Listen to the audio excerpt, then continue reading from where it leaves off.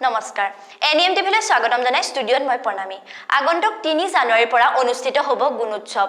এইবাৰ তিনিটা পৰ্যায়ত অনুষ্ঠিত হ'ব চলিত বৰ্ষৰ গুণোৎসৱ আমি এই মুহূৰ্তত সবিশেষ আপোনালোকক জনাই আছো আগন্তুক 3 জানুৱাৰীৰ পৰা অনুষ্ঠিত হ'ব গুণোৎসৱ তিনিটা পৰ্যায়ত অনুষ্ঠিত হ'ব চলিত বৰ্ষৰ গুণোৎসৱ চলিত বৰ্ষৰ গুণোৎসৱত সংযোজন হ'ব কিছু নতুনত্ব প্ৰথমবাৰৰ বাবে গুণোৎসৱত ব্যৱহাৰ কৰিব ডিজিটেল ব্যৱস্থা 12খন জিলাক সামৰি গুৱাহাটীৰ ৰাজ্যিক পৰ্যায়ত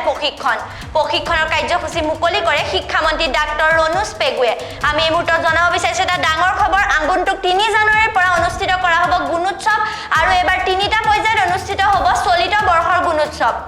চলিত বৰ্ষৰ গুণোৎসৱত সংযোজন হ'ব কিছু নতুনত্ব প্ৰথমবাৰৰ বাবে গুণোৎসৱত ব্যৱহাৰ হ'ব এবাৰ ডিজিটেল ব্যৱস্থা আৰু 12খন জিলাক সামৰি গুৱাহাটীৰ ৰাজ্যিক পৰ্যায়ত প্ৰশিক্ষণ আৰম্ভ হৈছে আৰু প্ৰশিক্ষণ কাৰ্যসূচী মুকলি কৰিছে শিক্ষামন্ত্ৰী ডাক্তৰ ৰণোজ পেগুৱে